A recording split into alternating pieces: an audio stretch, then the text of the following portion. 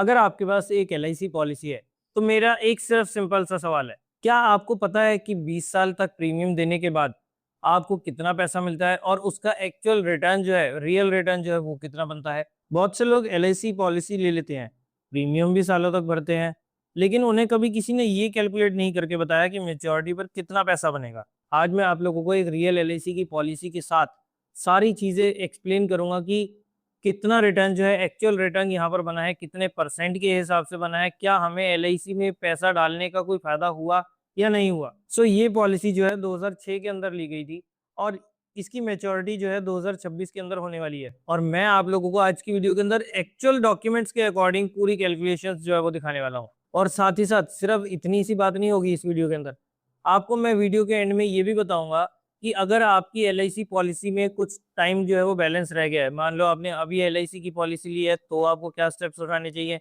अगर आपकी LIC policy को 5 साल रह गए हैं मेच्योरिटी के लिए, तो आपको क्या करना चाहिए। 10 साल रह गए हैं तो क्या करना चाहिए, और 15 साल रह गए हैं तो क्या चीज आप लोगों को यहाँ पर कौन कौन से स्टेप्स जो है वो उठाने चाहिए।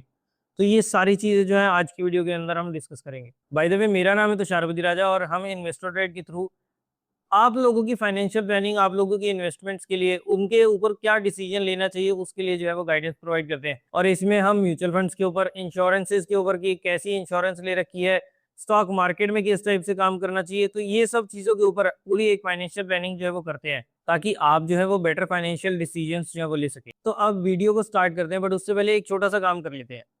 आप नीचे कमेंट सेक्शन में सिर्फ इतना सा बताओ कि आपकी पॉलिसी को अभी कितने टाइम जो है वो रह गए हैं और साथ ही साथ आप उसके लिए कितना प्रीमियम पे कर रहे हैं। और मैं आप लोगों को कमेंट्स में बताऊंगा कि आप लोगों को पॉलिसी के साथ क्या करना चाहिए, आपको कंटिन्यू करनी चाहिए या एक बार उसको रिव्यू कर लेना चाहिए। बाकी डिटेल रिव्यू के लिए आप हमारे साथ व्हाट्सएप पर भी कॉन्टैक्ट कर सकते हैं।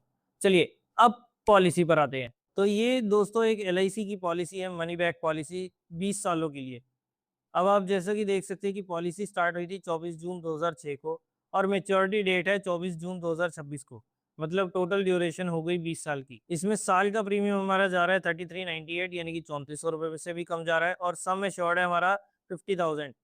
पॉलिसी का स्टेटस जो है वो अभी एक्टिव है, यानी कि पॉलिसी मैच्योरिटी पर क्लोज होगी। अब सबसे पहली चीज आप देख सकते हैं कि यहाँ पर आपको बोनस गारंटेड एडिशन जो है वो दिख रहा है, यानी कि 36,050 रुपए का बोनस जो है यहाँ पर हमारे को मिल जाएगा। तो इंस्टॉलमेंट प्रीमियम था 3398 रुपीज का। जब इंश्योरर ने पॉलिसी ली थी तो उनकी एज थी 39 ईयर्स की। तो यहाँ पर उन्होंने 20 सालों के अंदर टोटल प्रीमियम जो उन्होंने भरा है वो भरा है 3398 इंटू 20 ईयर्स। तो हमारा जो फाइनल अमाउंट निकल कर आता है वो है 67,960 रुपीज, यानी कि मोटा मोटा 68,000 का प्रीमियम जो है उन्होंने पे किया है। अब बात करते हैं मेच्योरिटी की। तो अब देखते हैं कि इनको मेच्योरिटी पर कितना अमाउंट जो है वो यहाँ पर मिल जाएगा। तो ये है इनका एलआईसी का क्लेम फॉर्म, और यहाँ पर आप देख सकते हैं कि यहाँ पर इन्हें सारी चीज़ें डिटेल में समझाई गई हैं कि इनके पास अब कितना पैसा जो है वो आएगा। तो बेसिक अमाउंट आएगा 20,000 रुपये का, और उसके बाद जो बोनस या ग्रेचुइटी जिसे हम कह सकते हैं वो आएगी 36,050 रुपये की।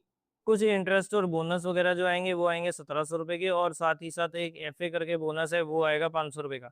यानी कि टोटल अमाउंट जो इनके अब बैंक अकाउंट के अंदर अब जून के अंदर क्रेडिट होंगे वो होंगे 58,250 रुपीज। अब आप सोच रहे हो यार, प्रीमियम तो हमने 68,000 का भरा है और जब हमारे पास मेच्योरिटी पर लगभग लगभग 58,000 रुपये के आसपास आ रहे हैं, तो यार ये बढ़िया पॉलिसी कहाँ से हुई।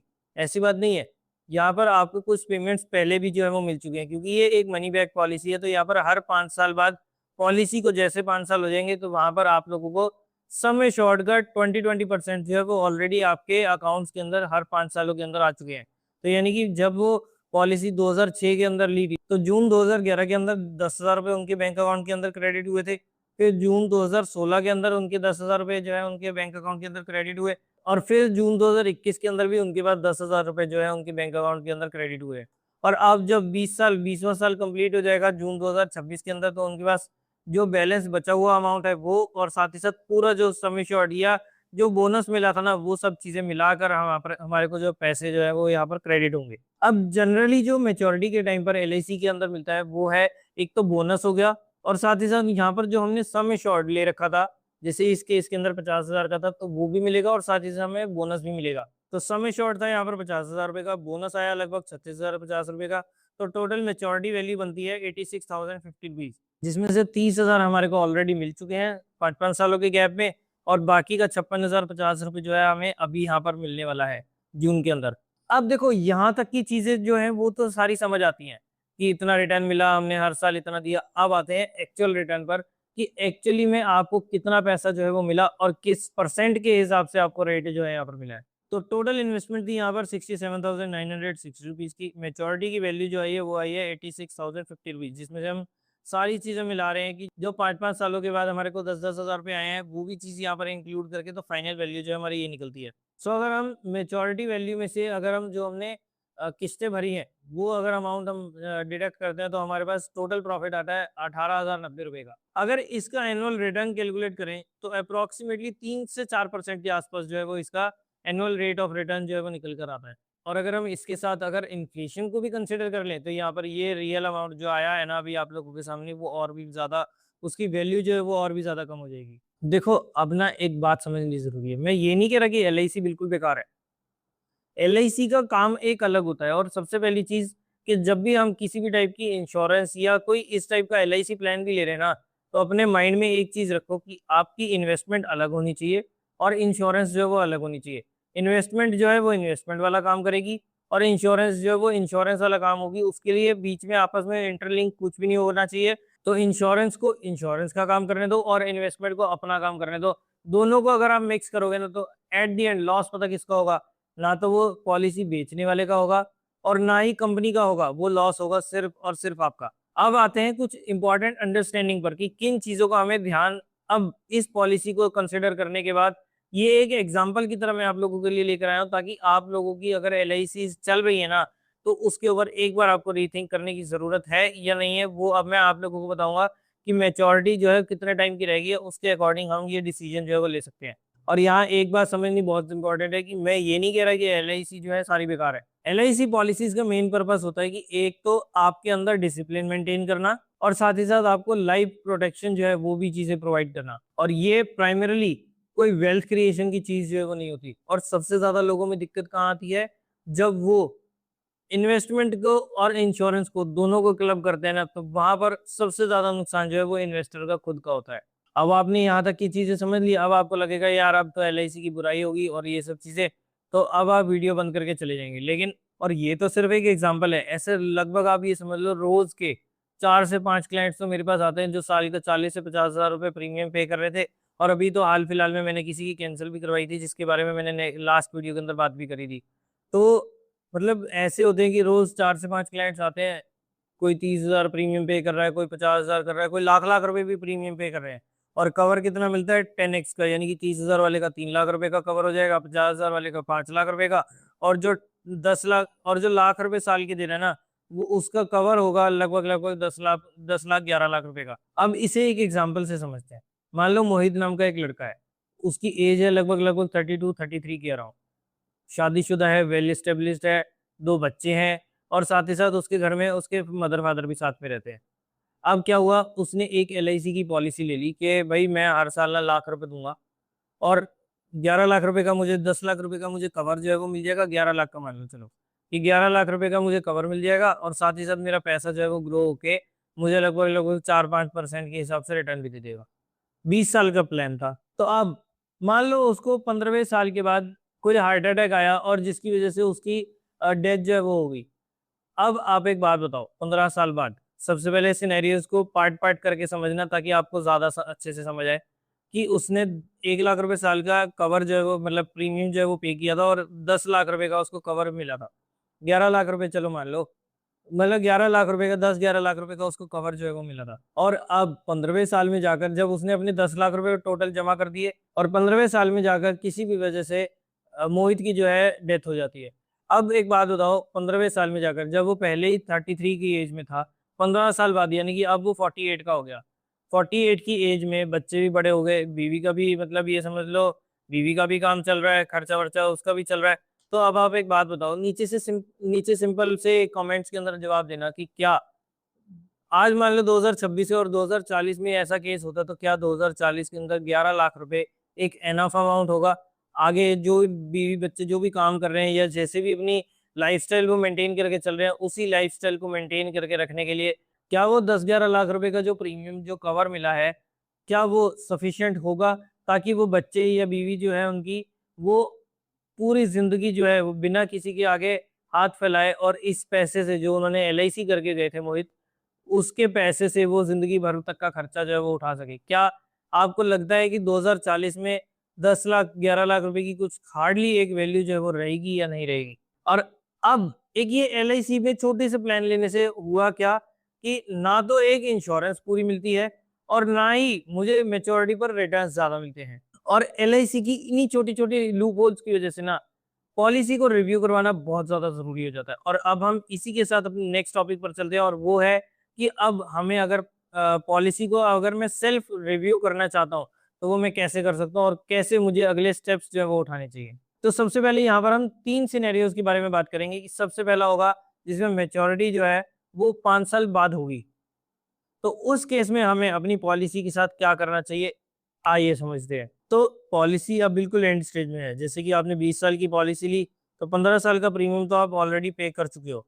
तो जनरली पॉलिसी कंटिन्यू रखना बेटर होता है, क्योंकि आज की डेट में अगर आप अपनी पॉलिसी कैंसिल करवाओगे ना तो वो बहुत सारे चार्जेस जो है आपको लग जाएंगे और जितना आपने पैसा भरा है ना उसका आप ये समझ लो बहुत कम, ऑलमोस्ट 50% पैसा अगर मिल जाए ना तो वो भी बड़ी बात है। तो इस केस के अंदर पॉलिसी को कंटिन्यू रखना बेटर रहता है, क्योंकि कुछ रीजंस हैं इसके बारे में बताता हूँ। कि सबसे पहले आपका जो जो बोनसेस हैं वो एक्यूमुलेट होते जा रहे हैं, तो उसका फायदा अब आपके पास काफी कम टाइम जो है वो रह गया पॉलिसी की मेच्योरिटी के लिए, तो आप एटलीस्ट अपना ये बोनस का लॉस जो है वो इस टाइम पर ना कमाएं। दूसरी चीज की सरेंडर वैल्यू भी अब हमारे को कम मिलेगी। अगर मैं यहाँ चाहूँ कि मैं इस टाइम पर अपनी पॉलिसी को सरेंडर करना चाहता हूँ तो मुझे बहुत कम वैल्यू जो है वो मिलेगी। सो सिनेरियो 1 के अंदर अगर आप आज अपनी पॉलिसी को कैंसिल करवाते हैं ना, जब आपकी पॉलिसी को मेच्योरिटी के लिए 5 साल का टाइम रह गया है, तो आज अगर आप ये अपनी पॉलिसी को बंद करवाते हैं तो आपको काफी ज्यादा लॉस जो है वो भुगतना पड़ेगा और साथ ही साथ आपको टैक्सेस वगैरह जो भरने पड़ेंगे वो अलग। अब आते हैं सिनेरियो नंबर 2 पर कि अगर आपकी पॉलिसी हाफवे स्टेज पर है, यानी कि आपने 20 साल की पॉलिसी करवाई थी तो 10 साल आपके निकल चुके हैं, तो अब आपको किस टाइप के एक्शंस जो है वो लेने चाहिए। तो अब यहाँ पर 2 ऑप्शंस होते हैं। सबसे पहला ऑप्शन होता है कंटिन्यू करना। अगर आपको इंश्योरेंस प्रोटेक्शन भी चाहिए और सेविंग्स भी करनी है तो पॉलिसी कंटिन्यू कर सकते हो। लेकिन ऑप्शन 2 क्या होता है कि पेड अप। पेड अप का मतलब होता है कि प्रीमियम बैंड, पॉलिसी एक्टिव रहेगी लेकिन मेच्योरिटी पर रिड्यूस्ड अमाउंट, सम एश्योर्ड और बोनस मिलेगा।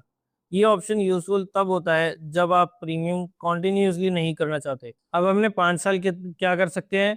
अगर आपकी पॉलिसी को 5 साल रह गए हैं तो आपको किस टाइप के स्टेप्स जो है वो उठाने चाहिए। अगर 10 साल रह गए हैं तो आपको किस टाइप के स्टेप्स उठाने चाहिए। अब आते हैं सिनेरियो नंबर 3 पर और अब हम देखते हैं कि अगर आपकी पॉलिसी को 15 साल या उससे ज्यादा का टाइम रह गया है तो अब आपको किस टाइप के स्टेप्स जो है वो उठाने चाहिए। अगर पॉलिसी न्यू स्टेज में है, जैसे कि 15 साल की पॉलिसी में अभी 4-5 साल का प्रीमियम जो है वो दिया है, तो इस केस में कई बार सरेंडर करना ज्यादा बेटर ऑप्शन हो सकता है, क्योंकि आप एक तो जो पैसा जो भी मिल रहा है 15-20% जो भी आ रहा है तो वो आप यहाँ पर लेकर तरीके से इन्वेस्टमेंट कर सकते हो। और सबसे ज्यादा इंपॉर्टेंट चीज कि आप नेक्स्ट फ्यूचर जो इंस्टॉलमेंट्स जाएंगे ना 3400 रुपये महीने के हिसाब से, 3400 रुपये साल के हिसाब से, तो वो इंस्टॉलमेंट्स देने से भी आप लोग जो है वो बच जाएंगे। सो अगर पॉलिसी का 10,000 रुपये साल का जा रहा है और अभी 12 साल बाकी हैं, तो अब हमें कैसे करना चाहिए। तो नेक्स्ट स्टेप में 12 साल में आप 10,000 इंटू 12, सबसे पहले 1 लाख रुपए, 1,20,000 रुपये आप और इन्वेस्ट करोगे। अब सवाल है कि क्या ये 1,20,000 रुपये कहीं और इन्वेस्ट करने पर ज्यादा बेटर ग्रोथ जो है वो दे सकते थे।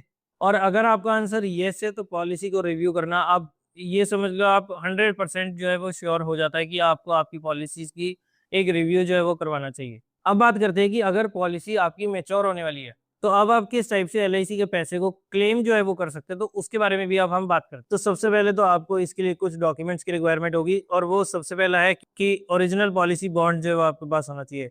दूसरी चीज क्लेम फॉर्म होना चाहिए। तीसरी चीज आपको एक कैंसल चेक जो है आपके पास रखना पड़ेगा। चौथी चीज आपको अपना पैन कार्ड और आधार कार्ड नंबर चाहिए होगा, यानी कि उसकी फोटोकॉपीज जो है वो आप लोगों को चाहिए होंगी। और पांचवी चीज आपको बैंक डिटेल्स जो है वो देनी होंगी। और ये तो वैसे भी एलआईसी जैसे मैच्योर होने वाले होती है ना, तो 1 से 2 महीने पहले ये फॉर्म्स जो है आप लोगों को सबमिट करने होते हैं। सो अगर अब आपकी एलआईसी जो है वो मैच्योर होने वाली है, चाहे 1 साल में या अभी हाल फिलहाल में, या अगर आप 1 डेढ़ 2 साल के अंदर आपकी एलआईसी मैच्योर होने वाली है ना, तो एक छोटी सी बात जो है वो मेरी मान लो कि आपके पास और बहुत सारी अपॉर्चुनिटीज होंगी जहां पर आप इन्वेस्ट कर सकते हो, बट आपको कोई सही तरीके की गाइडेंस देने वाला नहीं मिला। सबसे पहली चीज मैं आप लोगों को ये बोलना चाहूंगा कि अगर आप एलआईसी से बचकर आ गए हो, आपकी मेच्योरिटी हो गई है, तो अब दोबारा से एलआईसी के अंदर फंसने की गलती बिल्कुल ना करें। तो फिर करना क्या होगा।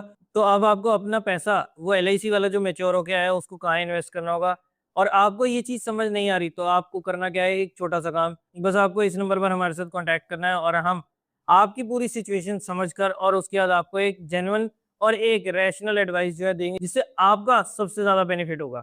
क्योंकि फाइनेंशियल प्लानिंग में सबसे बड़ा लॉस पता कब होता है, जब हमारे पास एक तो नॉलेज नहीं है, ऊपर से हमारे इन्वेस्टमेंट डिसीजंस जो है वो गलत हो रहे हैं, और साथ ही साथ सबसे बड़ी चीज ये दिक्कत हो जाती है कि हम बिना रिव्यू के एक ही पॉलिसी के अंदर 25 साल 20 साल तक हम लगातार उसमें आंखें बंद करके इन्वेस्टमेंट करते रहते हैं, और कभी उसको एनालाइज करने का सोचते ही नहीं है कि भाई जो मैं पैसा अपना हार्ड अर्न मनी लगा रहा हूँ, उस पैसे की वैल्यू पर मुझे कितना प्रॉफिट या कितनी अर्निंग्स जो है वो मिलेंगी।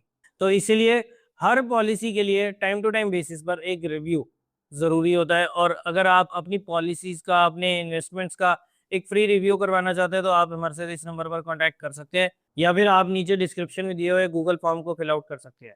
और अगर आप चाहें, जैसे मैंने आपको बताया, कि आप हमारे साथ फ्री अपनी एलआईसी पॉलिसीज का रिव्यू जो है वो करवा सकते हैं, और उसके बाद आप लोगों को मैं बताऊंगा आपकी सिचुएशन के अकॉर्डिंग कि कितने टाइम रह गया है मेच्योरिटी को, उसके अकॉर्डिंग आपको बता दूंगा कि आपको अपनी पॉलिसीज को कंटिन्यू रखना चाहिए, कुछ चेंजेस करने की जरूरत है, या सरेंडर करके खत्म कर देनी चाहिए। सो कैसा लगा आप लोगों को एक रियल एनालिसिस कि एलआईसी की पॉलिसी के अंदर कितना पैसा हमारे को मिलता है, कितना बेनिफिट मिलता है, और अगर आप लोगों के पास टाइम है, वक्त रहते, अगर आप सुधर गए तो आप यहाँ से बहुत सारा पैसा एक तो बचा कर जा सकते हो, और इस पैसे को आप कहीं और, इसकी अपॉर्चुनिटी कॉस्ट को आप दूर हटाकर और दूसरी जगह पर जैसे ही आप इन्वेस्ट करेंगे तो आपको यहाँ पर काफी सारा रिजल्ट जो है वो मिल सकते हैं। तो अब आप क्या बिना रिव्यू के अपनी एलआईसी पॉलिसीज को देखते रहोगे?